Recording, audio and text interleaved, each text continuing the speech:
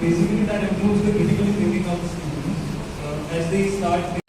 Earlier, like someone could have easily told me from this paper itself that competency-based questions are those which assess application of concepts in real life, unfamiliar situations, etc. But you all didn't do that. You all gave me different answers. So we are switching from rote memorization to a different concept, that is creativity. What else? Critical thinking. Yes. Problem Problem solving. solving. Yes.